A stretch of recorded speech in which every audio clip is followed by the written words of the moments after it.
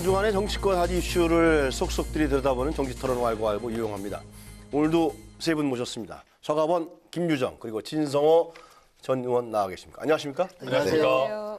제가 좀 감기가 걸려갖고요. 네. 아이고. 세 분은 괜찮으세요? 예. 좋습니다. 안녕 못하셨나 봐요. 독감이 아주 그냥 예, 많이 안녕 못하신 것 같아요. 한 주 동안. 날이 추워서 지금 밖에 눈이 오고 있습니다. 예.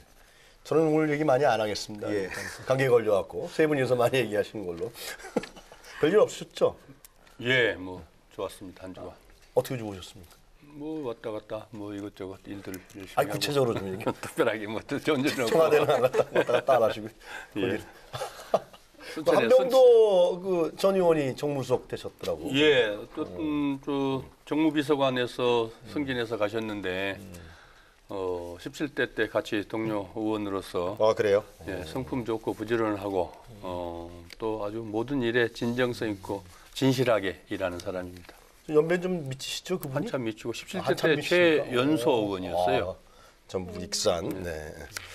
잘 모르시죠? 저 한병도 전 의원. 예. 네. 저는 근데 사실 첫 어떤 방송에서 나와가지고 전병헌 수석이 사표를 낸 뒤에 그 예상을 하는데 그때 다른 삼선 의원들이 거론될 때 저는 개인적으로 같이 방송했던 진성준 비서관이나 한병도 비서관 둘 중에서 한 명이 될 거라는 제가 예상을 한 적이 있습니다. 왜냐하면 둘 다 67년생입니다. 그 제가 알기는 나이도 비슷하고 또 이제 그 밖에서는 전병헌 수석이 있었지만 실질적으로 이런 한병도 진성준이 한다는 소문이 많이 나 있었기 때문에 승진을 하는 것이 일을 하는 데는 문재인 대통령이 편할 것이다. 왜냐하면 지금 뭐 본회의가 열리고 있는데 어떻게 이걸 바꾸겠어요? 그러니까 제가 볼 때는 둘 중에서 한 명을 선택했는데 예. 어쨌든 17대 19대인데 역시 선배를 준 것 같다는 생각이 좀 듭니다. 예산안 문제는 이 국민의당이 완전 키를 잡고 있는 것 같아요. 네. 어떻게 하실 겁니까?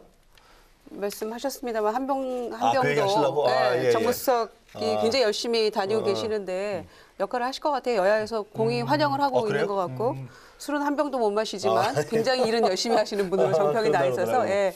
한 병도가 그런데요. 아니고 한 잔도 못합니다. 아 그런가요? 진짜 그래요? 그래서 우리 한 잔도 그랬습니다. 네. 진짜로 못해요. 예. 국민의당이 작심을 하고 있는 것 같아요. 예산 문제는. 그래서 김동연 부결시키려고 그럽니까? 아니요 그런 건 아니죠. 그러니까 뭐 부결보다는 여야가 합의를 해서 해야 된다라는 게 이제 기본 원칙인 것 같고요. 그러나 이제 여당이 일방적으로 밀어붙이려고 하는 거에 대한 비판의 목소리가 조금 높은 상황이죠. 그래서 이 기한 안에 예산 처리가 어려울 것으로 예상이 되니 해외 출장 자제해라. 그리고 지역구도 내려가지 말아라 심지어. 그러면 12월 2일까지 부의하는 거죠? 그렇죠. 본회의에? 그래서 자동 부의? 예, 연말까지 국회를 지킨다는 생각으로 대기하고 있어야 한다. 뭐 이렇게까지 하고 있기 때문에 녹록지 않다 이렇게 보여지고요. 네. 뭐 8-9가지 쟁점이 있었습니다만 가장 문제되는 건 이제 공무원 증원하는 문제하고 그거하고? 예, 일자리 문제. 예, 최저임금 네, 최저임금 관련한 일자리 문제. 네. 3조 원인가 중소기업 지원하는 거. 그런 건데 지금 공무원 한 자리도 못 늘려준다. 지금 이런 입장이고요. 국민의당은. 예, 그래서 왜 한 자리도? 왜냐하면은 지금 17만 4천 명을 늘리면 향후 네. 50년 동안 500조 넘는 돈이 들어간다. 그런 그 국가적 재정의 부담이 있기 때문에 네. 국민 부담이 갈수록 기하급수적으로 늘어나기 때문에 이 부분은 조금 조정이 필요하다. 이런 얘기죠. 그래서 녹록지 않을 것 같습니다. 그래. 네. 원내 수석 부대표 해보셨잖아요. 예. 그죠? 예결위 그때는 간사도 했습니다. 아 그때는 이제 저 국회 선진화법이 없을 때죠. 때니까 예. 그냥 뭐 12월 어. 31일 예. 12시.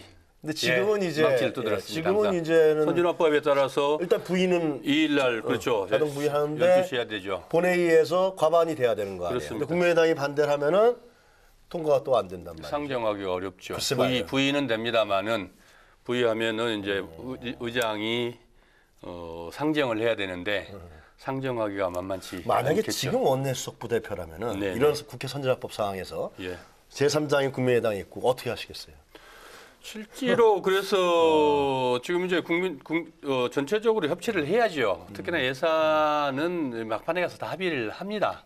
저는 뭐 좀 몇 시간 안 남았지만은 합의가 이루어질 거라고 봅니다. 최근 3년 이 선진화법이 통과되고 난 이후에 네. 박근혜 정권 3년 동안에 계속해서 이 법정 시한이 다 지켜졌어요. 한 2시간 정도의 차이는 있었지만은 그거는 왜냐하면 여야 의원들이 최소한 이것만큼은 우리가 국회법을 준수를 하자 해서 서로 합의해서 만들어놓은 법이었고 그렇기 때문에 지켜질 거라고 보고요. 오늘 네.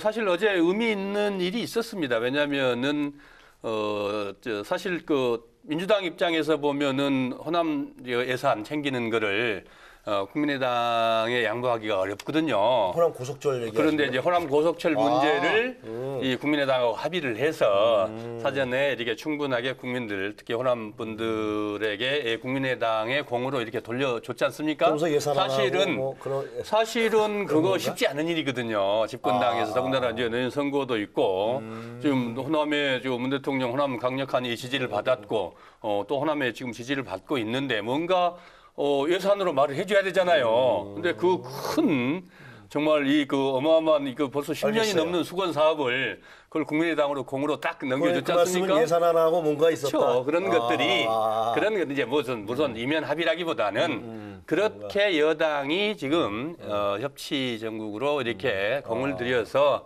노력을 하고 있다. 그래서? 내 것을 내놓고 그 뭐 협치라는 게 다른 거 아닙니까? 내 것 내놓는 거 아닙니까? 국민당 굉장히 위해 주시는 것 같은데. 아니 당연히 해야 될 일이죠. 호남에 당연히 해야 대해서 될 당연히 해야 될 일인데. 일이고 예. 내년 선거 그거 없이 치를 수 있겠습니까? 아니, 선거 민주당이. 아니어도 반드시 해야 될 필요한 일이죠. 사업입니다. 그럼요. 필요한데 그거를 집권당이 야당한테 양보하기는 쉽지 않은 일입니다. 아니, 저도 뭐 우리 다 아니, 아시잖아요. 그거는 양보가 아니고 그냥 공동으로 의뢰해야 될 근데 일을 당연히 해야 될 일을 한 제가, 거죠. 제가 볼 물론입니다, 때는 물론. 지금 국민의당과 이제 바른정당이 정책 협의를 하는데 플랜 B나 플랜 C가 있는지가 궁금합니다. 무슨 이야기냐면 지금 이번에는 법이 이제 바뀌어가지고 사실은 그냥 여당도 지금 여기 보면 나오지만 그 배짱 예산 돌부처 예산이라고 협상이라고 하지 않습니까? 무슨 이야기냐면 여당도 이제 좀 답답할 게 없는 게 어디 나온 아니요 여당 아, 신문 기사에. 그렇죠. 아니 자유한국당 이야기하고 있지 않습니까 지금 돌부처 협상 왜냐하면 아예 돌아보지도 않고 돌부처처럼 그냥 반응이 없다는 건데 지금 국민의당도 마찬가지입니다. 김동철 원내대표를 지금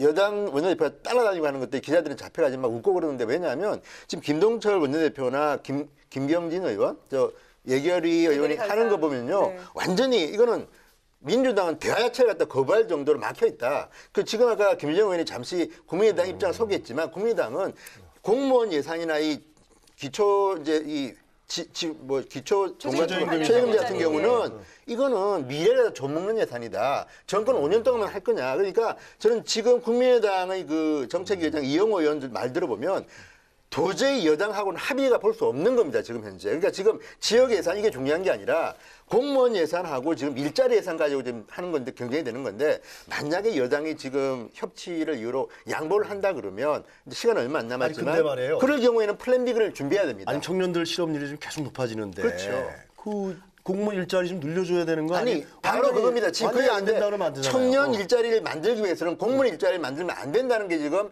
자유한국당이나 국민의당의 이 생각입니다. 왜냐하면 공무원 일자리를 늘리는 것이 청년 실업 구하는 데 도움이 되느냐에 대해서 지금 근본적인 지금 논쟁 아마 제가 볼 때는 이영호 의장이 데이터까지 다 내놨습니다. 그런 지금. 부분들은 그런 거는 그런 뭐, 부분은 예, 지난 하고 정권 있겠죠. 초기에 충분히 그 국민적 그 논의를 많이 했고 여야간에도 그 논쟁을 많이 했지 않습니까?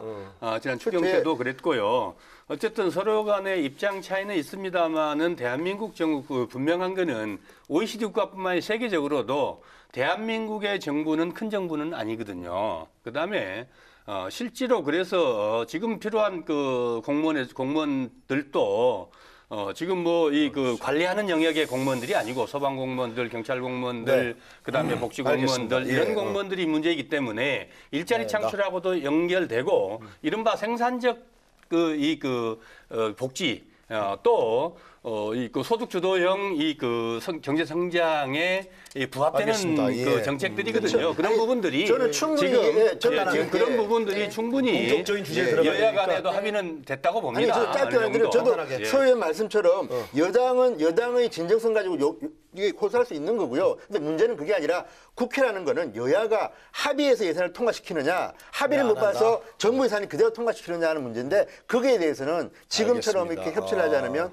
통과되기는 힘들 그래서 것이다. 지금 그 이야기죠. 제가 뭐 어떻게든 저는 누구- 합의가 누구- 된다고 예. 생각하고요. 지금 정세균 의장께서도 지혜를 네, 모아서 알겠습니다. 사실은 또 이 신의 한 수를 예산 찾아내는 게 역시 국회법에 또 뒤져가지고 깨알같이 뒤져서 찾아내서 예, 현명한 36시간을 늘려놨어요. 맞아요. 법태도 내로 그런 점들이 결국 의장부터 국회 정세균 의장부터 이 알겠습니다. 국회의원들이 다 여야 간에 그만큼 노력을 하고 있는 다음 주 방증이다. 주말이나 다음 주 충분히 정도? 저는 뭐 합의해낼 거라고 봅니다. 아니 국회 선진화법 업대 18대 저희 몸싸움까지 했던 그럼요, 18대 그럼요. 의원들이었잖아요. 김정일 아, 늘 그럼요. 크리스마스 연말 연시는 연말 연시를 그냥 국회에서 국회에서 방치하며 보냈는데 지금은 그렇습니다. 그래도 적어도 몸싸움은 안 하니까 여야가 합의하는 좀 아름다운 알겠습니다. 모습 그런 보였으면 측면에서 좋겠습니다. 정세균 의장이 아주 지도력을 잘 발휘하고 있어요. 정세균 회장님이 좋아하시는 것 같아요. 뭐 아니 좋아할 수밖에 없죠. 왜냐하면 같은 의장으로서 당이니까. 예. 지금 저렇게 여야 간에 공정하게 의장으로서 의회를 끌어나간 경우가 드물었거든요. 그 시절에 당 대표셨어요. 알겠습니다. 정세균 회장께서 이거 지금 보고 계실지 그때 보고 계실지 원내, 모르겠네. 원내. 그때 원내대표셨고 제가 그때 당 대변인이었죠. 제가 원내 수사 갈 때 홍준표 대표 마역한 사이셨군요. 원내대표하고 알겠습니다. 원혜영 의원 원내대표 할 때 제가 이제 수석 정세균 당 했는데 대표 그때 대변인이었죠. 워낙 심하게 싸워서 선진화법이 만들어진 거 아니겠습니까? 알겠습니다. 예, 하여튼 뭐 예산안 부분은 하여튼 그 지금 말씀하신 대로 존경하는 우리 정세균 의장님이 잘 리드하셔서 예. 잘 통과될 수 있기를 저희가 한번 기대해 보고요. 오늘 준비한 두 가지 주제 중에서 먼저 첫 번째 주제를 화면으로 본 다음에 토론에 들어가도록 하겠습니다.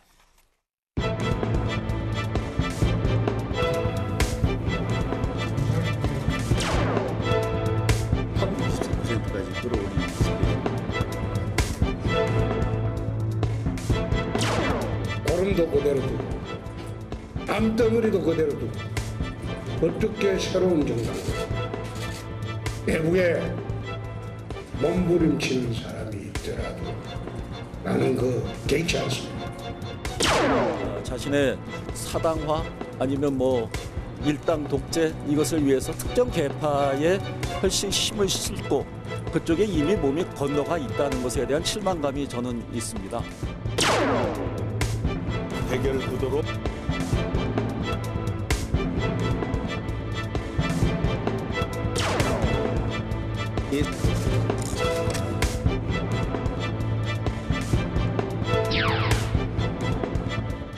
네, 왈가왈부 오늘 첫 번째 주제는요, 이 한국당 얘기입니다. 한국당 원내대표 경선이 이게 원래 친박이냐 비박이냐 이렇게 갔는데 지금은 홍준표 심판이냐 이렇게 가버렸어요. 그렇죠. 왜 그렇게 된 겁니까 이게? 지금 근데 이게 원내대표라는 것이 원래는 내가 이것을 잘한다고 해서 이제 이야기를 해야 되는데 지금은 워낙 이 자유한국당 사정이 안 좋은 이유가 네. 어차피 박근혜 전 대통령 때문입니다. 왜냐하면 지금 100명이 넘는 자유한국당 의원들의 분포를 보면 뭐 골수 친박, 핵심 친박은 아니더라도 친박 성향의 국회의원들이 뭐 다수를 점하고 있지 않습니까? 그런데 홍준표 대표라는 카드는 친박과는 사실 사이관계가 멀고 원래는 좀 이명박 대통령과 친했던 그런 이미지가 처음에 있었습니다. 그렇다 그러면 뭐겠습니까? 박근혜 전 대통령의 비판 때문에 홍준표 대표나 이제 비박이 힘이 세졌는데 지금은 홍준표 대표가 대표가 된 뒤는 홍 대표가 힘이 세지다 보니까 이제는 박근혜 전 대통령 이야기는 쑥 들어가고 홍준표 사당화를 맡겠다. 지금 한성규 의원이 지금 이야기하지만 의외로 지금 이렇게 되는 건 그거 보면 저는 이런 생각이 드는 게 홍준표 대표 많이 컸다. 왜냐하면 많이 컸다? 많이 컸다고 저는 보는 이유가 얼마 전까지 홍준표 대표는 대표지만 소수로서 박근혜 전 대통령 친박을 공격하는 입장이었습니다. 그런데 지금은 자신이 공격당할 정도로 세력이 좀 생기고 있다는 건데 자 이것과 이제 원내대표 경선과 이제 연결시켜 보면 저는 사실 잘 모르겠는 게 지금 6명의 이름이 이제 거론되고 있습니다. 나경원 의원이 불출마했기 때문에 그러면 홍준표 대표 계보 의원들은 누구예요? 제가 볼 때는 계보는 없습니다. 다만 세력이 있다면서요, 세력화. 김성태 의원이 거기는 김무성 의원으로 해서 복당파 아닙니까? 그렇죠. 근데 김성태 의원은 김무성 대표보다 먼저 복당했습니다. 그러니까 조금 일찍 했고 또 하나는 김무성 대표 개로 되어 있었습니다. 김성태 의원은. 그런데 지금은 김성태 의원이 김무성 대표 개라고 불리는 걸 별로 좋아하지 않을 겁니다. 김성태 개다. 나는 그러니까 그렇게 이야기하고 다니는데 근데 문제는 뭐냐면 김성태 의원은 비박이 확실하지만 이주영, 홍문종, 한성교, 유기준, 조경태 물론 조경태 의원은 좀 예외입니다만 나머지 분들은 친박의 그 이미지를 다 갖고 있는 분들입니다. 다만 이제 한성교 의원은 친박이었다가 친박하고 사이가 멀어진 경우고 이분은 이제 그 박근혜 전 대통령과는 좀 멀어졌다고 지금 이야기가 되고 있고 오히려 박지만 씨하고 친하다고 되어 있는데 이런 것들을 보면 자 누가 될 것인가 저는 어차피 이거는 결선 투표까지 가지 않겠느냐 왜냐하면 좀 이따 해주시죠. 그러니까 이런 것들을 보면 어쨌든 지금 한국당의 원내대표 경선은 의외로 경쟁자가 굉장히 지금 많이 나오고 있다. 왜냐하면 예. 지금 자유한국당의 분위기를 보면 그렇게 으쌰으쌰 분위기는 아니지 않습니까? 반성의 분위기인데 이렇게 많이 등장했다는 아니 그러니까 거는 지금 이제 조금, 예, 우리 저 의외입니다. 진 의원께서는 제가 왜 친홍 반홍 전선이 형성됐냐 그러니까 홍준표 대표가 정치적으로 역량이 많이 성숙했기 때문에 이러한 대립 전선이 형성된 거다 그렇게 얘기를 지금 하시는데 이제 스타일이 커졌죠. 예. 지금 홍준표 대표 입장에서는 사실 홍준표 대표를 잘 모르고 계시는데 잘 아실 거 아니에요. 골수 MB 아닙니까? MB. 과거에? MB의 이른바 워싱턴 팀입니다. 과거에 워싱턴 팀이거든요. 국회에 홍준표 원내대표 초대 MB 정권들 그리고 검찰의 이인규 그다음에 맥쿼리 회장했던 송경순 저 MB의 경제 선생 아닙니까? 그럼 맥쿼리 다 인천공항까지 넘기려고 그랬잖아요. 그런 것들 그 팀 또 언론인들도 있고 이른바 워싱턴 팀들의 이 그 국회 담당이었거든요. 홍준표 대표가. 그런데 자기 독자적 계보를 근데 또 MB 쪽에서 MB계에서는 또 안 먹어줘요 잘. 이명박 대통령도 그러다 실례했습니다. 그러다 보니까 저희도 봤습니다. 예. 이제 친박도 아니잖아요. 그런데 이제 지금 뭐 얼음얼음 하다 보니까 후보도 되고 당 대표도 됐는데 이제 과거에 이 그 박근혜 이회창 이 계보를 이어서 이제 단번 대선까지 끌고 가려면 뭔가 지금 이번에 이게 그 홍준표 체제로 구축을 해야 되는데 그러면 원내대표가 중요하죠. 본인도 지금 원외인데 예. 그러다 보니까 지금 근데 사람이 없어요. 자기 사람은 그렇죠. 없어요. 조호영 의원 정도 좀 해주면 좋겠는데 조호영 의원은 또 이 영내에서 절대 안 할 거거든요. 또 할 처지도 안 되고.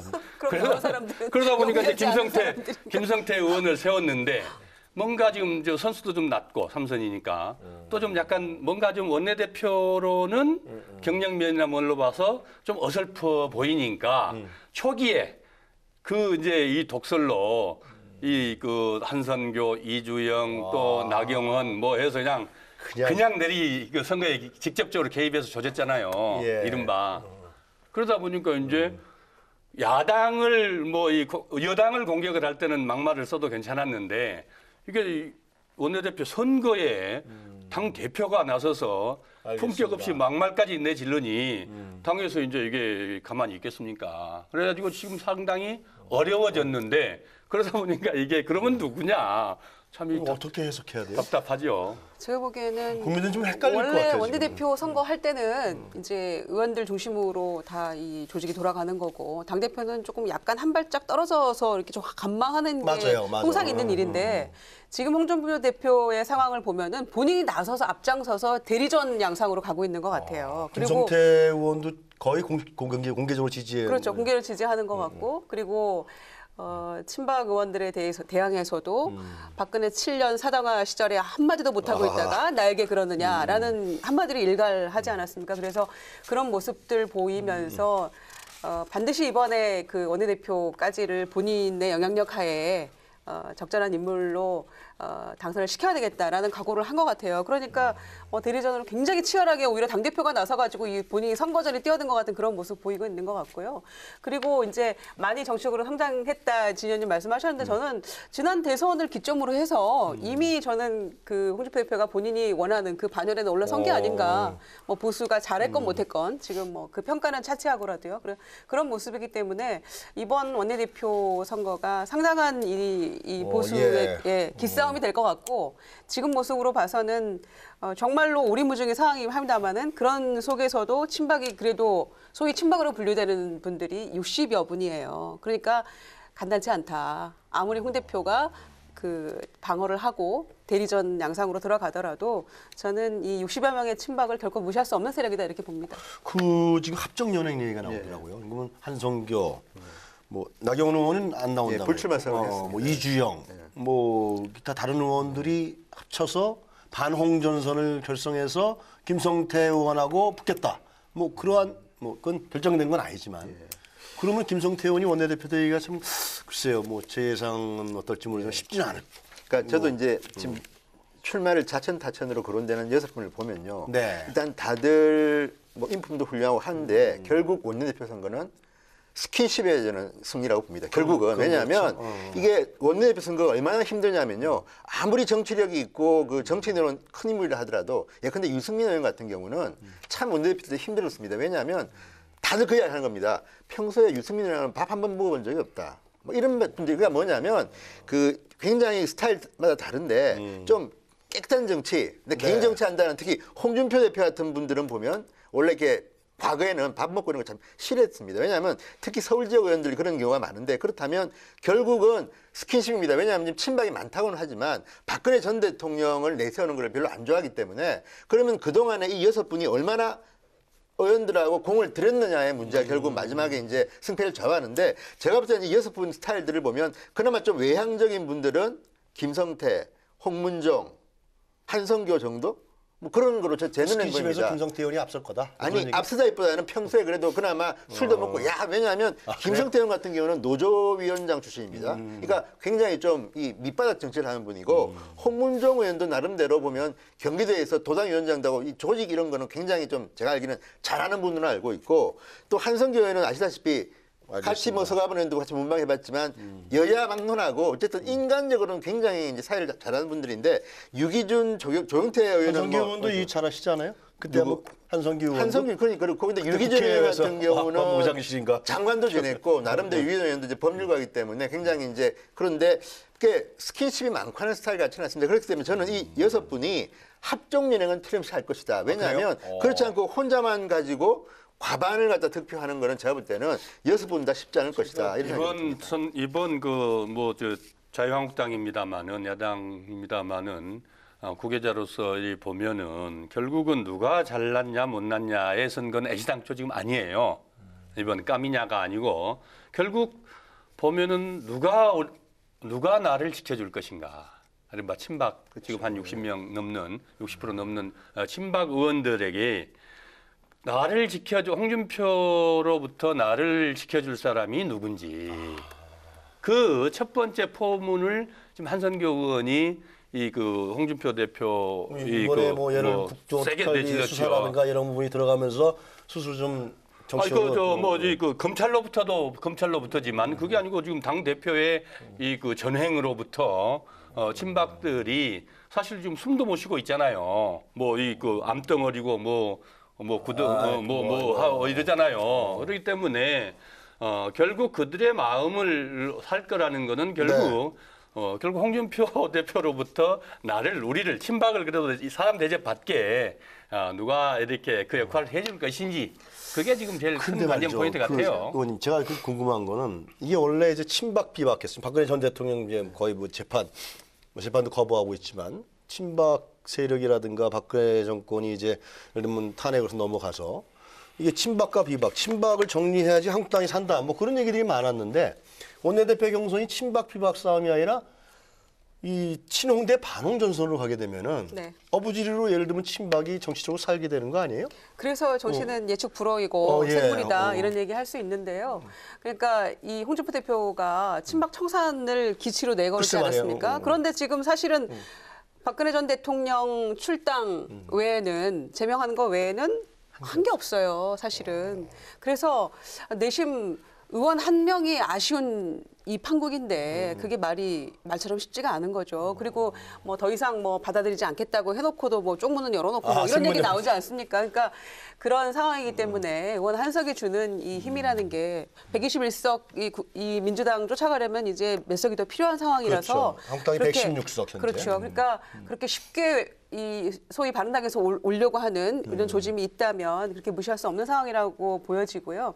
또 하나는 이 원내대표 선거는 사실 축제 같은 분위기로 진행이 늘 돼 왔어요. 의원들 사이에서도 정말 의원들 사이에서 찍는 이 선거가 가장 어렵다 이런 이야기 하거든요. 왜냐하면 너도 나도 다 찍어준다고 하지 나중에 찍힐까 봐 아니라고 말은 안 하기 때문에 표 계산하면 한 300표 나와요. 그래서 한 번도 한 번에 끝난 경우가 없습니다. 끝난 반드시 거의 결선 없고 투표예요. 결선 투표 가거든요. 그런 상황인데 그래서 아까 진 의원님 말씀하셨습니다만 정말 스킨십이 중요하고요. 과거의 예를 보면은 이 출장 갔다 돌아오는 의원들 공항 마중 나가기, 뭐 여성 의원들한테 뭐 꽃도 선물하고 생일 케이크 챙기고 편지 쓰기. 뭐. 편지 쓰고 전화하고 뭐 정말 눈물겨운 그런 선거 운동을 펼치죠. 그래서 아마 이번에도 뭐 한 열흘 남짓 남았죠. 그런데 굉장히 열심히들 아마 노력하고 계실 거고요. 네. 예전에는 막 전혀 예상치 못한 평소에는 그냥 이렇게 그 건조한 그런 의원이셨는데도 뭐 케이크 들고 집 앞에 찾아가기도 하고 그런 예들이 그거 많아요. 아시려는 거 모르겠는데 아시겠죠? 우리 유엔께서도 아실 건데 옛날 돌아가셨지만 신기아 의원님. 그 저 비주류 중에 비주류 아닙니까? 저 동교동계 김대중 대통령 계실 때 그렇죠. 원내대표 동교동에서 단일 후보로 밀었는데 결국 그 뭐 진짜 한 5분의 1도 안 되는 김상현계 신기아 의원이 됐잖아요. 아, 이 예상은 못한다 이거예요. 그 두 분이 두 분 말씀처럼 그렇게 의원들 마음을 얻기 위해서 온몸으로 그분이 그래서 그렇게 해서 그리고 됐거든요. 언론에 나는 거 그러니까 같고 아무도 당시에는 이제 모릅니다. 원내 총무라고 원내대표 했잖아요. 총무는 원내 총무 선거 근데 우리 보시면 네. 어느 분이 될 것 같아요? 그러니까 저는 왜 제가 모르겠다고 하냐면 아니 예상에 제가 말하기가 힘들어요. 왜냐면 왜요? 이 6분 다 개인적으로 친소한 결로면 다 그래도 뭐 인연도 있고 다 뭐 그런데 이 뭐 또 방송의 공정성을 위해서 말을 못하는데 근데 이런 거 있습니다. 이 당대표 선거는 얘기해보세요, 그래도. 선거인단이 크기 때문에 뭐 국민 인지도도 있고 뭐 아니 그게 김성태 의원이 있는데 될 것 같아 안 될 것 같아? 그건 얘기할 수 얘기해 있잖아요. 보세요. 전혀 모릅니다. 왜냐하면 아니 그런 왜냐하면 의원들이 찍으니까 공정성을 해칠 것 같지는 않은데 왜냐하면 말씀하셔도 될 것 같아요. 아니 농협조합장 선거하고 국회의원 원내대표 선거가 제일 어렵다는 이야기가 뭐냐면요. 선거인단이 한 100명 정도로 정해진 겁니다. 그러면 무슨 저도 이제 그 원내대표 선거할 때 보면 저랑 알 것 같은 분이 하루에 뭐 수십 통 하는 사람도 있습니다. 보면 지겨울 정도로 밥 먹어서 진 의원 그러니까 알겠습니다. 전혀 안 그런 분이 하는 거 보면 그러니까 이거는 결국은 지금부터 12일까지 얼마나 하느냐인데 제가 볼 때는 6분 다 나름대로 할 테지만 또 하나 문제는 정책의장을 누구를 잡느냐. 그 얘기 지금 예 파트너를 누구 잡냐도 중요하고 그래서 이거는 이번 같이 6명이나 나오고 또 지금 같은 분위기가 지금 아까 우리 축제 얘기하셨지만 지금 자유한국당은 알겠습니다. 축제 분위기는 적어도 아니기 때문에 아니죠. 네. 예상하기가 상당히 힘들다. 그런 생각이 소연님 그 민주당 입장에서요. 네, 지금 네. 이제 험난한 국회를 헤쳐나가야 되잖아요 지금. 근데 국민의당은 하여튼 뭐 짬짬이도 아까 뭐 얘기하신 것 같은데 짬짬이가 아니고 짬짬이. 그만큼 노력을 한다는 거죠. 노력을 한다. 정책 연대죠. 예. 근데 한국당은 지금 안 풀어주고 있단 말이에요, 잘. 근데 이제 그럼 한국당의 원내대표가 어떤 분이 돼야 민주당으로 좀 파트너십을 뭐 그런 생각. 누구 어떤 숙세는 신소 관계를 가지고 될 얘기가 아닌 아니, 거고요. 신소관계는 결국 좀 최소한에 그래도 어떤, 집권 제1야당의 원내대표가 어떤 사람이 되면은 집권당에서 상대당에서 좀 그래도 할만하냐? 대화가 되냐? 대화가 될 만한 사람이건 대화가 되는 사람은 뭐겠습니까? 자기 주견이 분명하고 원칙과 그래도 기본적인 소신은 좀 있고 자기 철학도 좀 있고 생각과 이 생각이 서로 다를지라도 그래도 서로 다름을 인정을 하고 합의 과정을 갖춰 나가는 이 대화와 그 협상을 통해서 만들어 나갈 수 있는 사람 나온 그 분 사람이 중에서. 좋은데 좀 안타깝게도 사실 뭐 나온 저도 분 중에서. 잘 모르긴 합니다만은 누구라고 딱히 뭐 다 그만한 것 같아요. 아 그래요? 예. 근데 그러면 좀 좁혀서. 예를 들면 조영원 같은 사람이 나오면 괜찮을 것 같아요. 근데 안 나오잖아요. 아니 친홍 인사가 원내대표 되는 게 나아요? 아니 민주당 입장에서는 친박 쪽에 반홍 인사가 예를 들면 원내대표 되는 게 나아요? 그거는 뭐 아까 말씀드렸어요. 그거는 별 큰 의미는 큰 없다고. 없어요? 그러니까 우리 민주당 입장에서 보면 큰 의미는 없다고 봅니다. 자유한국당 내에서는 아주 의미가 크겠지만은 국회 운영하는 데 있어서 협치하는 데 있어서는 말씀드렸듯이 그분 개인의 그 퍼스널리티가 어떠냐, 캐릭터가 어떠냐의 문제지. 그 친소관계 문제 가지고는 그다음에 뭐 친박이네 친이네 이런 것들이 큰 의미는 없다고 보여집니다. 끝으로 뭐 하신 말씀? 이런 상황에서 이제 보수 개혁의 기치를 걸고 반성하면서 새로운 보수로 거듭나겠다라는 게 이제 자유한국당의 일성이고 다시 바른정당에서 복귀하신 의원들의 일성이기도 하잖아요. 그런 상황이기 때문에 이 상황에서 소위 친박으로 분류되는 원내대표가 되는 것은 적어도 자유한국당이나 우리 국민들에게도 불행한 일이다. 저는 이렇게 생각합니다. 그래요? 그래서 중도적 그 성향의 원내대표가 나오는 것이 여러모로 저는 좋을 거라고 생각합니다. 심재철 의원 있지 않습니까? 그분 원내대표 안 나오시죠? 그분은 국회 지금 부회장이시죠. 부회장이죠. 임기가 많이 남지 않았습니까? 근데 그건 잘못된 얘기. 이번에 내란죄 얘기하셨잖아요, 문재인 대통령. 예. 심재철 의원께서 모르십니까? 뭐 짧게 단신으로 저는 그냥 지나치면서 한번 봤습니다. 예. 뭐 별 깊이 있게 안 보시는데 별로 크게 뭐 우리 진성호 의원님 정도 품격 되시는 분은 그 알고 싶을 만큼의 의미가 없다고 생각하셨겠죠. 별로 그 언급하고 싶지 아니 않으십니까? 근데 저는 이런 생각이 드는 게 심재철 국회부의장의 본심은 잘 모르겠지만 현직 대통령에 대해서 내란죄를 갖다가 거론한 거는 제가 볼 때는 조금 과장된 것이다. 다만 이제 그 심재철 국회부의장이 그럼 이런 발언을 한 그 이유가 무엇이겠냐를 생각해 보면 지금 이제 민간인들이 중심이 돼서 각 부처마다 뭐 TF팀들을 만들어서 하고 있죠. 과거사를 하는데 이런 것들은 법률에 근거한 것이 아니다. 왜냐하면 원래는 헌법이나 법률에 근거한 조직이 아니라 규칙을 만들어가 만든 분들이 지금 국가의 기밀 자료를 본다 이런 것들이 이분이 볼 때는 심재철 부의장이 볼 때는 내란죄에 해당한다고 아마 생각해서 그런 얘기를 하신 것 같은데 제 추측은 네. 그걸 강조하려고 하는 것이고요. 만약 이게 정말 문제가 되는 방이라면 저는 민주당이나 이런 데서 고소를 좀 하세요. 그래서 한번 진실에 대해서 한번 논쟁을 할 필요는 있다. 왜냐하면 지금 일부에서는 그런 논쟁도 있으니까. 어쨌든 이거는 그 사람의 그 인격을 우리 국민들이 다 안다고 생각을 합니다. 번번이 이런 얘기들을 많이 해요. 막말 시리즈들 뭐 쫙 펼치면 쫙 나옵니다. 그래서 뭐 굳이 뭐 이거 가지고 왈가왈부할 필요는 없다고 느껴지는데 지금 우리 진 의원께서도 말씀하셨듯이 이 근거가 되는 이 국정원의 지금 이 파일이나 이 그 서버 문제는 국정원에서 국정원 TF는 합법적으로 그러니까 합법적으로 구성된 TF고요. 문제는 그러면 자꾸 법적 서버 접근을 했고 그 자료를 뒤졌다 그러는데 법률 위반이 그거는 법률 그렇죠. 그 사람들이 들어갔으면 법률 위반의 논쟁이 될 수 있는데 그 법률 위반의 근거를 안 주기 위해서 그것도 뭐 된지 안 된지도 따져봐야 됩니다만은 그 빌미를 안 주기 위해서. 그분들이 비치인가가 나오기 전까지는 국정원 직원들이 다 뒤져서 그 접근권이 있는 국정원 직원들이 다 뒤져서 거기서 나온 생산해낸 건들을 이 사람들이 본 거거든요. 그러니까 이른바 이 정치 개입과 관련된 선거 개입과 관련된 그런 자료들을 끄집어 내놓은 것을 갖고 이렇게 검토를 했지. 그 서버를 무차별적으로 들어가서 그분들이 처음부터 접근하지는 않았다. 이거는 분명한 팩트이기 때문에 우리 국민들 시청자들을 위해서 좀 명확히 할 필요가 있어서 제가 말씀드렸습니다. 한국당 내 반홍 의원들이 홍 대표에게 품격 있는 정치를 좀 하라 이러면서 비판했을 때 홍 대표가 나는 품격 없다 이러면서 이제 또 어깃장을 놓지 않았습니까? 네.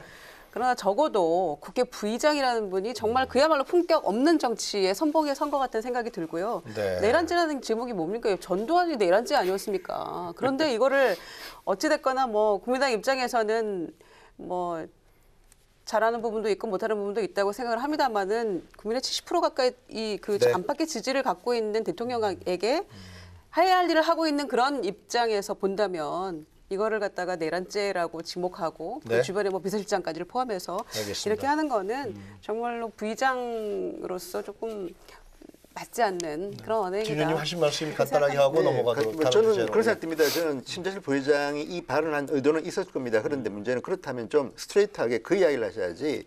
저는 국민이 뽑은 대통령에 대해서는 저는 뭐 웬만하면 내란죄나 이런 발언을 하는 거는 사실은 좀 맞지 않다는 생각이 듭니다. 알겠습니다. 그럼에도 불구하고 지금 아까 우리 서가변 의원도 잠시 말씀하셨지만 그 문제는 국회가 되든 누가 되든 한번 점검을 할 필요는 있다. 왜냐하면 CIA나 FBI가 과거에 이제 인권 유린하는 그런 것들을 했을 때 미국 같은 경우는 의회에서 조사를 했습니다. 그런데 지금 하는 형식은 제가 봐도 법적인 걸 떠나가지고 조금 형식의 문제는 있을 것이다. 너무 조급한 게 아닌가 하는 생각이 좀 듭니다. 하여튼 이제 12일이죠? 한국당 원내대표 경선이 얼마 안 남은 것 같은데 가능한 하여튼 좀 새롭게 태어나는 하나의 중요한 계기로 한국당이 좀 그렇게 됐으면 좋겠다. 그렇게 하여튼 제가 첫 번째 주제는 정리를 하고요.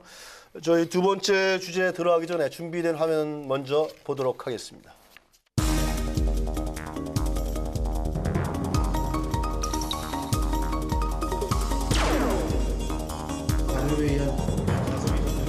기다려온 국정원 개혁의 물꼬가 마침 국민들께서 오매불망 기다려온 국정원 개혁의 물꼬가 마침내 트인 것입니다.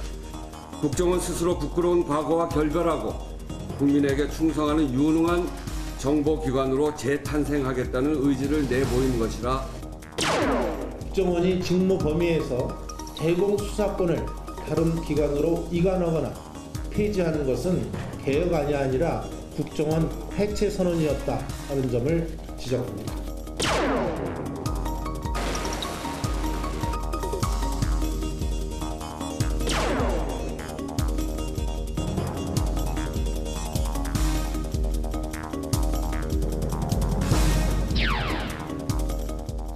네, 왈가왈부 두 번째 주제는 18년 만에 간판 바꾸는 국정원 약이 될 것인가 아니면 독이 될 것인가입니다. 소연님, 예. 지금 대외안보정보원으로 바뀐다 그런 거 아닙니까 지금 그죠? 이제 지금 이제 뭐 그렇게 계획을 잡고 있고 그 국회에서 이제 논의를 거쳐야죠. 성 원장은 그렇게 예, 이제 예. 여러 가지 계획안을 냈어요. 명칭도 바꾸고 뭐 직무범위 예산 회계 이런 대공수사권 문제까지 했는데 지금 한국당에서는 이건 계약이라 그럽니다. 어떻게 보십니까? 우리 국민들이 대다수의 국민들이 지금 국가정보원이 국정원이 네. 지금의 국정원은 안 된다 이런 이 공감대는 있다고 조사에도 나오고 또 그렇게 알고 있습니다. 네. 실제로 국가정보원이 간첩 잡으라고 또 이거 테러 단체라든지 또 산업 스파이 뭐 이렇게 잡아라고 만들어 놓은 이 정보 기관으로서 국정원인데 이게 국내 정치에 개입하고 급기야는 대통령 선거 또 총선까지 개입해서 정치 한가운데 들어와 버렸거든요. 네. 그런 것들 때문에 그런 거 아니겠습니까? 이제는 그러면 국민의 요구대로 정말 순수한 정보기관으로 거듭나야 된다. 그게 지금 현재 문재인 그 정권에서 하고자 하는 국정원 네. 개혁의 핵심이라고 보여집니다. 그 중에서 핵심이 뭐겠습니까? 결국 그러면은 이 국내 대공 수사권을 갖냐 안 갖냐 이 문제인데 결국 순수 정보기관이라고 하면은 대공 수사권은 네. 이 수사권은 없애자. 이거 가지고 지금 자유한국당 의원들이 그러면 간첩은 누가 잡냐, 뭐 이러고 있는 거 아니겠습니까? 순수 정보기관이 잡죠. 또 정보 취득해서 그다음에 이제 그 임무를 넘겨준다는 경찰로 가든지 뭐 어디서 다른 기구가 만들어지든지 어쨌든 공조해서 서로 넘겨지는 문제이기 때문에 그런 문제들은 논의를 해야 됩니다만은 크게 우려할 일은 아닐 것이다. 왜냐하면 그러면 왜 그런 얘기를 하냐? 대부분의 나라에서 미국이 우리 국민들이 또 우리가 이럴 때 쓰는 이른바 선진국 미국도 그렇고 영국도 그렇고 유럽의 거의 대부분의 나라들이 다 이 순수 정보기관을 강력하게 갖고 있는 나라들이 다 수사권을 갖고 있지 않거든요. 이스라엘이라든지 아주 특수한 그 몇몇 나라들을 제외하고는 그렇기 때문에 우리는 지금 벌써 뭐 20년, 30년 동안 이름을 알겠습니다. 몇 번을 바꿨고 네. 또 이 국정원의 이 개혁 논의를 국민들과 함께 그렇게 많이 논의해왔기 때문에 그럼에도 불구하고 지금 이게 용두사미가 됐던 거 아니겠습니까? 그래서 본질적으로 그런 부분들을 대수술할 필요가 있다. 진영이 이게 지금 핵심인 것 같습니다. 대공수사권 폐지 문제인데, 예. 그렇죠? 예. 어떻게 보십니까? 그러니까 저는 국정원은 좀 무책임하다는 생각이 듭니다. 왜냐하면 지금 여기에 대해서 왜 비판이 나오냐면 저는 국정원이 개혁돼야 된다는 데 대해서는 동의하는 국민들이 네. 많습니다. 그런데 문제는 방법론인데 지금 우리 서연이 미국 CIA 이야기했지만 네. CIA와 FBI 관계가 특수합니다. 왜냐하면 지금 수사권 말씀하셨지만 미국은 역사적으로 CIA나 FBI도 과거에 흑역사들이 많습니다. 정말 민간인 사찰하고 해서 말이 많았는데 그 많은 걸 거치면서 FBI와 CIA의 공조를 만들어냈습니다. 그런데 왜 지금 이게 문제가 되느냐? DJ 정권이나 노무현 정권이나 할 거 없이 지금까지 국정원은 간첩 잡는 수사권이 있었습니다. 그러면 만약에 진짜 국정원을 바꿔가지고 수사권을 없앤다 그러면 이 수사권이 어디 갈지를 정해놓고 법을 만드는 게 저는 맞다고 봅니다. 만약에 이런 식으로 국정원장이 발표해서 국정원법을 갖다가 통과시키자고 칩시다. 네. 그러면 당장 이거 어디 갑니까? 지금 더불어민주당 내에도 국회의원들이 법안들을 많이 내고 있고 야당에서도 많이 내고 있는데 네. 어떤 사람은 자 이걸 갖다 경찰로 가자. 이걸 검찰로 가자. 검찰은 우리 못 받는다. 그다음에 어떤 의원들은 이걸 아예 특별한 그 부서를 만들어서 간첩 잡는 어떤 조직을 만들자는 사람도 있습니다. 그렇다 그러면 이 문재인 정부가 민주당이나 이 문재인 정부가 같이 협조해가지고 국정원 말만 듣지 말고 국정원 말도 듣고 그럼 그 다음에 문재인 대통령이 물어보는 겁니다. 자, 경찰 특수부처 만들어서 이거 받을 수 있느냐.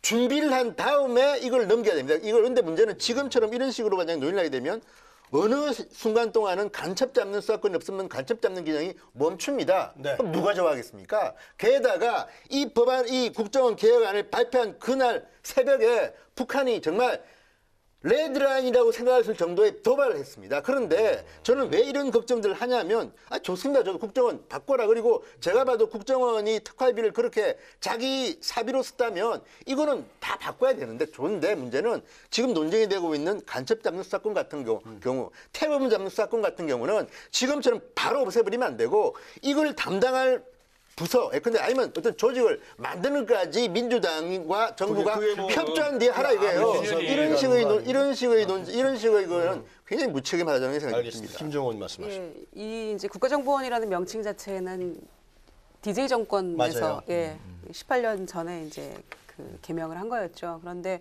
보니까 대외안보정보원이죠. 대외안보정보원 이렇게 지금 그 안이 나온 것 같은데 네. 영문으로 보면 이게 ISIS라는 거예요.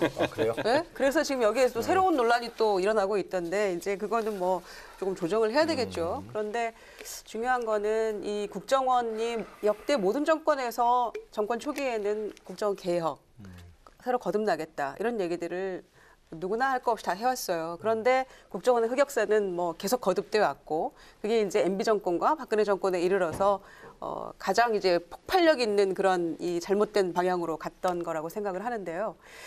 이 중요한 거는 이 대공수사권 폐지는 이제는 저희가 그동안의 이 대공수사라는 미명하에 수많은 간첩 조작 사건 그리고 그간의 그 수사 과정에 있었던 그 숱한 인권 침해, 정치 직권 사찰. 남용, 오용 이런 것들을 돌이켜봤을 때 방향은 맞다. 그리고 그 부분에 대해서 우리가 이제 그 구체적으로 조금 같이 논의할 시점이라고 생각합니다. 그게 국민의당의 입장이기도 하고요. 그런데 이제 문제는 뭐냐면 이 대검사건을 폐지하고 개폐하는 것은 맞다 방향은. 그렇죠. 방향은 맞는 거죠. 그 부분에 있어서 논의가 시작되어야 된다라는 게 국민의당의 입장이기도 하고요. 또 국내 정치 개입을 통해서 얼마나 많은 이 지저분한 일들을 국정원이 해왔습니까? 그러니까 제대로 해야 될 일을 국정원의 본분을 망각한 채 정말로 정치 개입, 그다음에 특수활동비 상납을 포함해서 정말로 이루 말할 수 없는 국민적 분노와 실망을 보여줬던 게 소위 우리 대한민국 최고의 국가정보기관이라고 하는 국정원의 행태였죠. 그래서 어떻게든 개혁을 해야 되는 게 방향은 맞는데 과연 이게 현실적으로 어느 정도 이 디테일에 들어가서 이게 가능한 것인가. 말씀하셨지만 이 권한을 경찰에 넘기겠다고 하는 것이 이제 문재인 그 대통령 후보 시절의 공약이었어요. 이 수사권을 경찰에 넘기겠다. 국가경찰 산하의 안보 수사관을 그렇죠. 그러니까 경찰에 주겠다 이런 거였는데 지금 뭐 공약이요. 경찰이다, 검찰이다 말은 많지만 구체적으로 어디로 가겠다는 내용은 없어요, 현재. 그러니까 이제 논의가 굉장히 길어질 수밖에 없다고 생각을 하고 또 자유한국당 같은 경우에는 원초적으로 그 부분에 대해서는 반대를 하고 있기 때문에 갈 길이 참 멀다 이렇게 생각하는데 실제로 대공수사권을 그러니까 폐지할 경우에 결국은 대공수사권 폐지할 경우 국정원에서 그 기능을 담당할 새로운 어떤 대책안이라든가 뭐가 있어야 되는데 그게 안 보인다는 거 말씀 아니에요? 주셨듯이 그거는 그 문재인 대통령 공약 사항에도 이미 나와 있거든요. 네. 결국은 이 경찰청에 안보 수사국이든 본부든 뭐 이렇게 그 신설을 하겠다는 거고요. 그렇기 때문에 이제 그래서 그 다음 단계에서 또 이제 그 논의가 돼야 될 부분들이겠죠. 또 그 안을 또 지금 안에서 실제로 만들어 가고 있다고 보여집니다. 아무런 대책 없이 왜냐면 제 생각이다 이거죠. 생각에. 왜냐면 아무 대책 없이 이거 지금 이 국가기구를 더군다나 국정원 개혁을 그렇게 가지는 않거든요. 단지 지금 왜 이 시점에 또 이렇게 아무런 준비 없이 나왔냐 이렇게 얘기를 해서 이제 드리는 말씀인데 실제로 국정원의 역할은 국정원을 개혁하는 역할이고 그 안들을 그 안이라는 게 뭐겠습니까? 결국 국정원법을 개정하는 거거든요. 국정원법을 개정하기 위해서는 국정원에서 안을 만들어서 그것을 국회에 와서 여야 같이 논의를 하는 거거든요. 심지어는 여당하고도 지금 논의를 안 했다는 거예요. 왜 그랬냐 그랬더니 여당 야당 지금 할 것 없이 그럼 여당에 가서 논의하면 너 왜 여당하고만 논의하냐 야당 안 가냐 그러면 안도 만들어야지 야당 가서 또 이걸 논의할 수는 없잖아요. 그러니 그냥 여야 공이 국회에서 함께 논의하기 위해서 그랬다라고 하는데 제가 보기에는 뭐 잘했다고 보여져요. 그래서 지금부터 이제 이게 그렇다고 해서 그러면 최소한 이번 정기국회 때 이것을 얼른 상정은 해야 되겠다. 이 마음이 지금 국정원이 좀 바쁘겠죠. 또 안도 만들어졌고 차제에.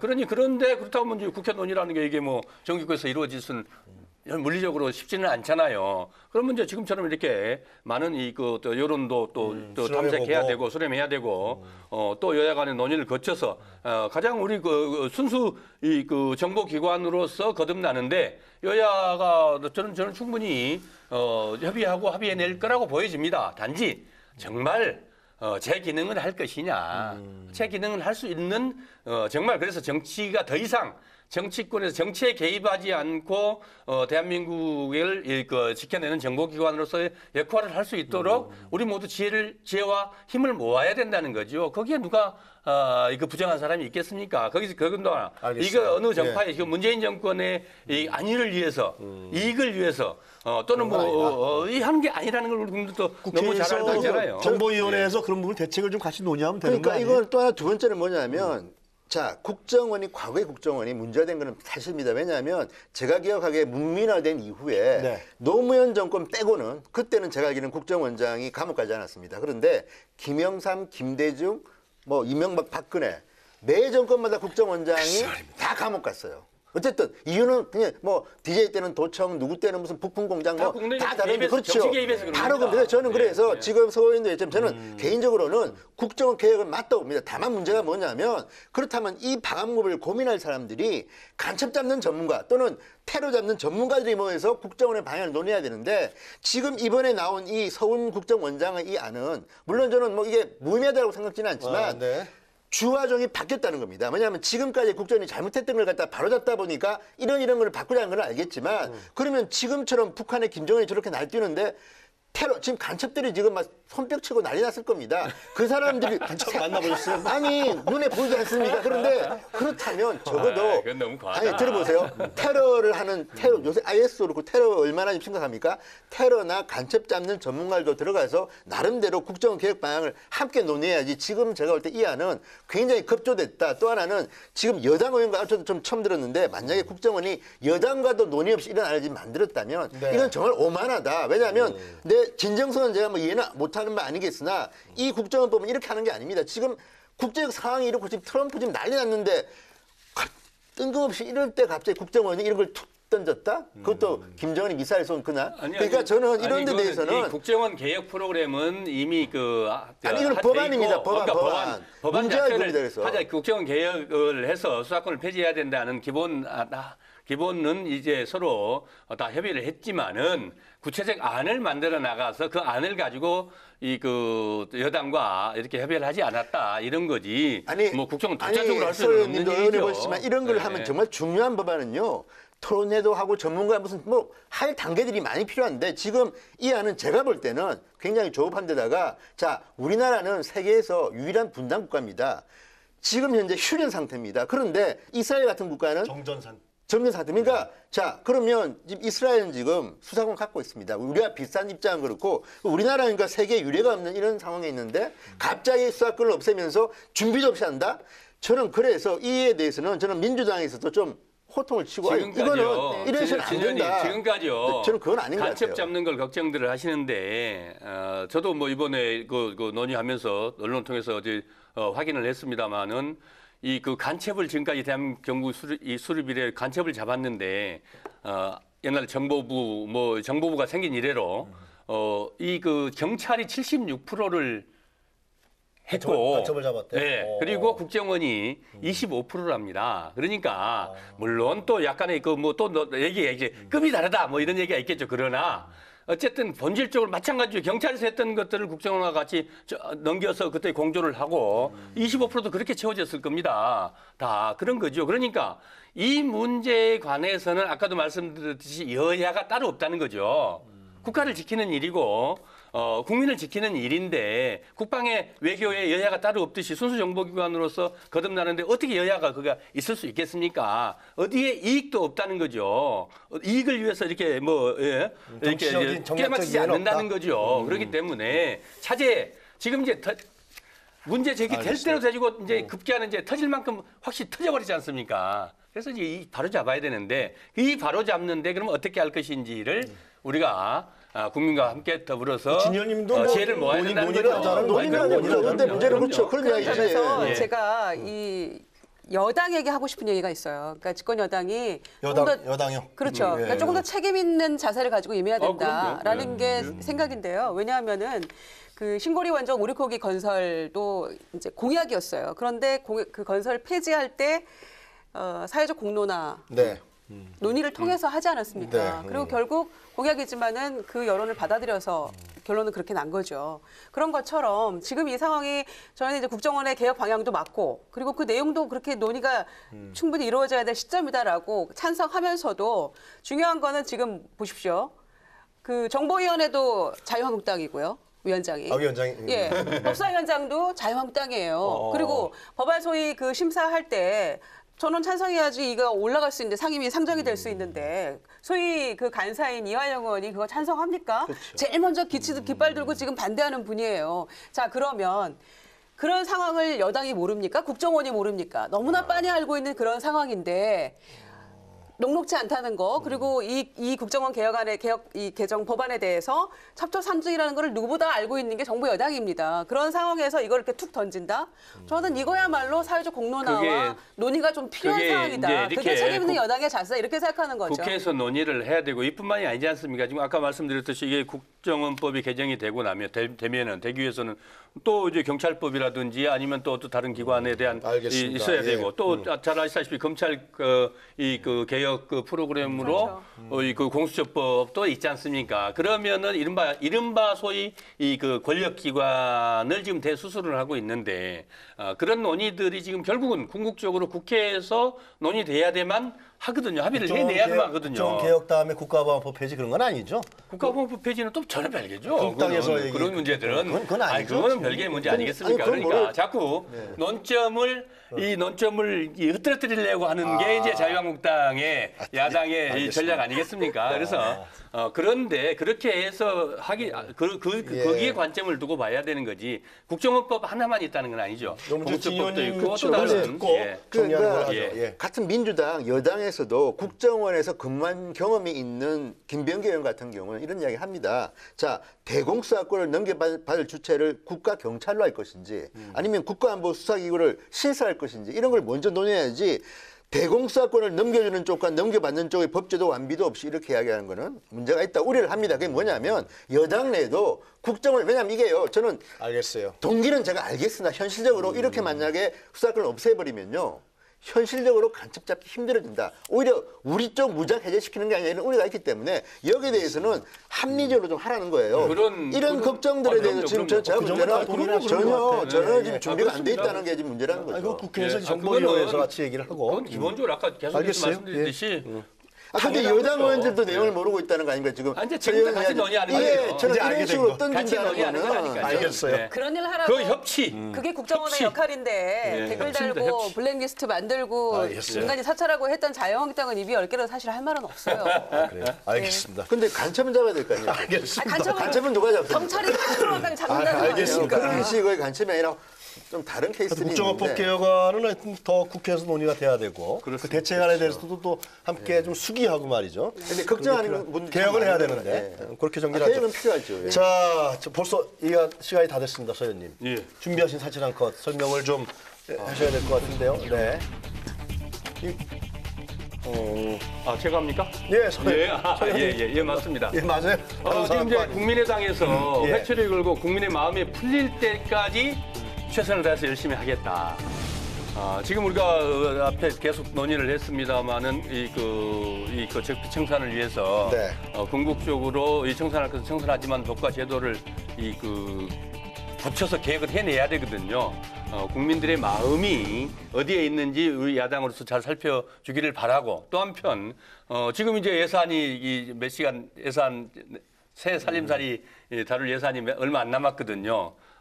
결국 우리가 이 국회 선진화법의 취지도 그렇고 또 국민들이 첫 새 정부 생겨서 첫 번째로 이제 그 편성을 알겠습니다. 해서 예. 내년 집행할 예산이거든요. 대승적 차원에서 국민을 바라보고 정말 국민의당의 대한민국이 행복해질 수 있도록 국민들이 러브콜을 사진 한 그렇죠, 것을 그렇죠. 보신 그래서 거니까요. 네? 그런 끝까지 알겠습니다. 마음이 그렇게 국민들이 마음까지 다 풀어줬으면 좋겠다 이런 알겠습니다. 마음에서. 하실 말씀 없으십니까? 아니 뭐 국민당에서 잘 하겠죠. 국민당도 국민 생각하면서 열심히 일하는 당이니까요. 자, 김유정 의원님이 준비하신 사진 한 컷 보도록 하겠습니다. 네. 예. 안희정 지사 오랜만에 뉴스에 굉장히 지금 탑 순위에 올라 있던데요. 안희정이 적폐입니까? 저는 정말 이해하기 어려운 지금 이런 그 논란의 중심에 서 있던데요. 저 내용을 잠깐 소개해 주시죠. 네, 안희정 지사가 이제 28일 날 이 성북구청에서 이 지방 공권과 관련한 강연을 했어요. 했는데 그 자리에서 이 문재인 정권의 문재인 대통령을 지지하는 이 지지자들에게 쓴소리를 했어요. 그러니까 대통령이 굉장히 잘하고 계시고 그렇지만은 이 다른 의견에 대해서도 논쟁을 거부해서는 안 된다. 그리고 그렇게 맹목적인 지지로는 이 정권을 지키기 어렵다. 그러니까 문제를 제기할 권리를 적극 보장해줘야 하고 그리고 좀 요즘에 논의를 시체말로 우리 인이가 그렇게 약한 사람 아니기 때문에 같이 논의하고 해야 된다. 그러니까 묻지마식 그런 비판으로는 정권을 성공을 담보할 수 없다. 이제 이런 얘기를 했어요. 하니까 저는 굉장히 마땅히 해야 될 말을 구구절절 옳은 말씀을 했다고 생각했는데 이 부분에 대해서도 안희정 지사 같은 경우에는 민주당의 굉장히 무게감 있는 정치적 자산이잖아요. 또 차기를 바라보는. 그런데 이 안 지사의 이런 쓴소리에 대해서까지조차도 적폐 세력이다. 또 일부. 아니 대통령 될 것 같으냐. 뭐 이런 일부 식의 소수라고 말씀하시죠. 이런 식의 이제 비판이 쏟아졌어요. 이제 그런 걸 보면서 굉장히 지켜보는 한 사람으로서는 좀 자괴감이 들었고요. 알겠습니다. 그리고 입에 쓴 약이 몸에 좋다고. 특히 안희정 지사는 내부에 굉장히 소중한 자산이고 무게감 있는 정치인인데 정권이 잘 되길 바라는 마음에서 그렇게 한 거 아니겠어요? 그래서 그거는 좀 귀담아 들을 필요가 동의 안 있다. 합니까? 아주 훌륭한 말씀이시고 그래요? 또 지당한 말씀. 알겠습니다. 자, 마지막으로 우리 진성호 의원님께서 준비하신 사진 한 컷을 보도록 하겠습니다. 저게 이제 그 북한이 관정 매체를 통해서 김정은이 지금 북한 ICBM을 갖다가 보고 이제 이야기하는 모습이 사진을 실었습니다. 키워치면 29일 새벽에 북한이 드디어 이제 거의 레드라인에 근접한 미사일 쐈습니다. 그런데 지금 어쨌든 이걸 바라보는 우리나라의 정치권이 저는 조금 너무 한가하다는 생각이 듭니다. 물론 아무리 지금 다른 중요한 일이 많겠으나 저거는 정말 중요한 겁니다. 그러니까 지금 문재인 대통령이 트럼프와 지금 이틀 연속 통화하면서 굉장히 쾌장시간 통화를 하고 있고요. 이게 대한민국의 운명을 좌우하기도 하지만 또 하나는 우리나라의 경쟁력 자체에 대한 문제입니다. 그런데도 불구하고 지금 너무 한가한 거 아닌가 싶고요. 또 하나는 이제 이국종 교수를 엊그젠가 대통령이 만났는데 이국종 교수에 대해서도 예를 들어서 그 기생충 문제로 청와대를 초치한다고 같이. 아니야, 이미 한번 만났습니다. 그런데 문제는 그 기생충 이야기를 했다고 해서 정의당의 김모 의원이나 이런 분들이 이제 비판을 했는데 저는 좀 걱정이 그겁니다. 자, 김정은이가 지금 병든 강아지가 이제 트럼프가 붙여준 새로운 별명인데 병든 강아지 김정은이 ICBM 공개할 때까지 얼마나 많은 돈을 쏟아 부었겠습니까? 그런데 정작 인민군의 뱃속에는 기생충들이 지금 자라고 있습니다. 그러니까 이런 것들에 대해서 저는 북한에 대해서 좀 우호적으로 이야기하는 분들 이해는 하지만 지금 타임은 그럴 타임은 아니다. 그리고 또 하나는 우리가 다른 건 지금까지 참았지만 이번에 그 JSA로 귀순한 그 병사를 통해서 우리가 이제는 북한군의 인권 문제도 이야기를 하자. 저는 이런 생각이 좀 듭니다.